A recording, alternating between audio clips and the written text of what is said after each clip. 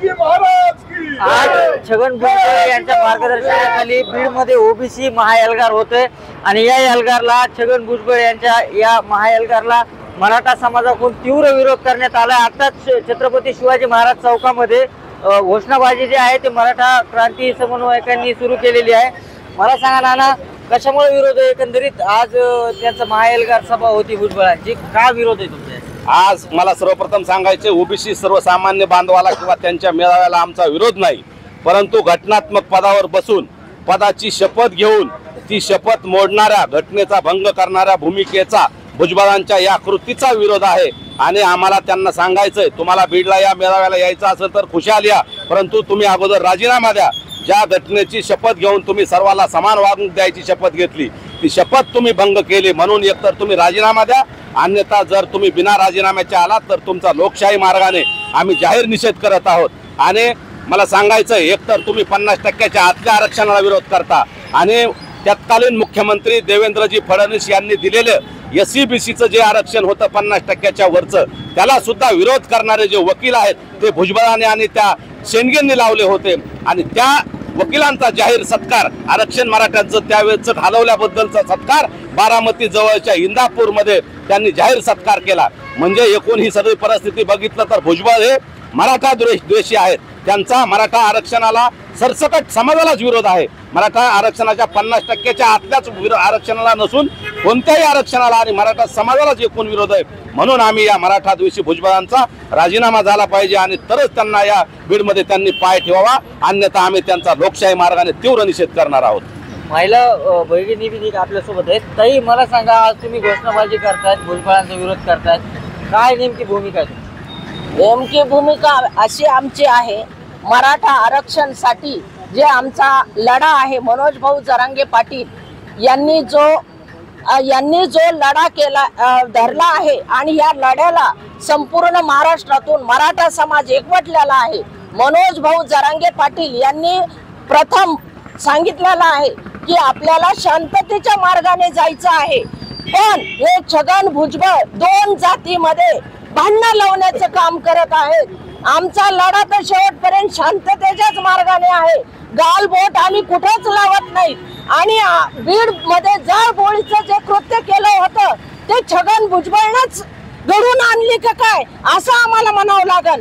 कारण मराठे शांततेच्याच मार्गाने आणखीन पण आहेत। 20 जानेवारीला मुंबईला जे मराठे जाणार आहेत त्याच्यामध्ये बहुसंख्येने महिला सुद्धा आहेत, पण आम्ही सगळे शांततेच्या मार्गाने जाणार आहोत। छगन भुजबळनं असे कृत्य मराठा समाजाविषयी करू नये, कारण तुम्ही एक मंत्री पदामध्ये सगळ्या समाजाच्या वतीनं बसलेले आहात, मग मराठ्याला टार्गेट का करता आहात? आज आम्ही झोपेतून उठून अंघोळ न करता जाहीर निषेध करण्यासाठी छगन भुजबळचा इथे छत्रपती शिवाजी महाराज चौकामध्ये उपस्थित राहिलो, म्हणून मी पुन्हा एकदा जाहीर निषेध करते छगन भुजबळचा। काय भावना आहे? हे बघा सर, लोकशाही पद्धतीने आणि संविधानाने जे आम्हाला अधिकार दिलेले की तुम्ही तुमच्या मागण्या शासनापर्यंत पोहोचू शकता, मागू शकता। जे आमचा आरक्षण लढा आहे तो शांततेच्या मार्गानेच आहे। जो मनोज जरांगे भाऊ पाटलांनी जो मार्ग आम्हाला सांगितलेला आहे तो आम्ही तंतोतंत पाळण्याचा, जीवाचा प्राण असेपर्यंत आम्ही प्रयत्न करतोय। परंतु जर तुम्हाला एखाद्या अधिकाराच्या पदावर, छगन भुजबळ साहेब हे एका घटनात्मक पदावर आहेत आणि सर्व जनता ही त्यांची लेकरं आहेत, त्यामुळे ते असं पर्टिक्युलरली पार्सलिटी करू शकत नाही की ओबीसी आमचे, मराठा आमचे नाही, तुम्ही त्यांना विरोध करा। ह्या गोष्टी त्यांनी टाळल्या पाहिजेत। आता एवढा मोठा व्यक्ती याला सांगण्याची आमच्यावर वेळ यावी हे आमचं दुर्दैव। आणि त्यामुळे ज्या वेळेस त्यांच्या सभा झाल्या त्या वेळेस त्यांनी दोन समाजामध्ये तेढ निर्माण करण्याचा प्रयत्न केला। वास्तविक पाहता जेवढे ओबीसी मध्ये जे लोक आहेत किंवा जे सर्वसामान्य बंधू आहेत, गाव खेड्यातले आहेत, त्यांचा आम्हाला पाठिंबा आहे। त्यांना दिसतंय की आज 70-75 लेकरं आमच्या आत्महत्या करून मेले। तुमच्या माहितीच तो काल परवा एक आमच्या मेडिकलच्या विद्यार्थ्यांनी आत्महत्या केली। मग याची कळ आणि झळ एक पालक म्हणून भुजबळ साहेबांना असायला पाहिजे। आज लेकरं म्हणजे ह्या सर्वांचे झाले, ते का वाटून घेतात ओबीसीच्या आणि मराठ्याचे म्हणून? हे जे लेकरं मेले 70-75 हे भुजबळांचा लेकरं नाही आहेत का? हा त्यांनी विचार करायला पाहिजे। या गोष्टीला आमचा विरोध आहे। आमच्या ओबीसीच्या आरक्षणाला किंवा त्यांच्या काय मागण्या असतील त्याला आमचा अजिबात विरोध नाही। ओबीसीला विरोध नाही, मात्र त्यांच्या भूमिकेला विरोध आहे, द्वेषाला विरोध आहे असं म्हणणं आहे. मला सांगा काय भूमिका घेऊन जे आहेत तुम्ही आज घोषणाबाजी करण्यात? आम्ही आमचा आरक्षण आंदोलन लढा चालूच आहे मराठ्यांचा. आम्ही 50% आत आणि ओबीसीतूनच जे घटनात्मक तरतुदीनुसार आम्ही ओबीसीत येत आहोत.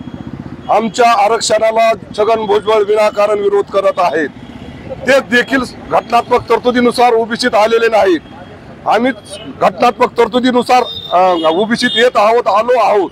आमचं कुणबी आरक्षण हे आमच्या हक्काचंच आहे. आजपर्यंत आमचे दाबलं गेलंय आणि तरी देखील हे 50%च्या आत भुजबळ येणारच आहे, 4 वाजता त्यांची सभा होणार आहे. आल्यानंतर कशा पद्धतीने तुमचा पुढची भूमिका असणार? गांधीगिरी पद्धतीने आम्ही आंदोलन करून त्यांचा आम्ही बीड शहरात स्वागत करणार आहोत आणि आम्ही मौन व्रत धारण करून त्यांचं स्वागत करू. आणि त्यांना आम्हाला विनंती आहे, आताही त्यांच्याकडे वेळ आहे अजून 4 वाजेपर्यंत. येण्या अगोदर त्यांनी राजीनामा द्यावा. त्यांनी घटनेचा भंग केलाय, घेतल्या शपथेचा भंग केलाय आणि त्यांना ओबीसीचं काम करायचं असेल खुशाल करावा. ओबीसीच्या मेळाव्याला आमचा विरोध नाही, त्यांनी तिथं खुशाल जावं. परंतु आमच्याच मराठा समाजाच्या बहुसंख्य टॅक्सवरच्या पैशावरती ते येणार. स्वतः तिथं पोलीस प्रशासन घेऊन येणार, स्वतः आमच्या पैशाच्या डिझेलमधून येणार, यथेच्छ पाहुणचार इथं सरकारच्या आमच्या तिजोरीतल्या पैशाचा घेणार आणि बहुसंख्येने असलेल्या मराठा समाजाच्या जीवावर ते मोठे ज्या समाजाच्या जीवावर झाले त्याच समाजाला च्या विरोधात गरळ ओकणार. या गोष्टीचा तीव्र निषेध म्हणून आम्ही गांधीगिरी पद्धतीने त्यांचा निषेध करणार आहोत. ओबीसी समाजाला विरोध नाही, मात्र भुजबळ राजीनामा देऊन यावं या आंदोलकाचं आहे.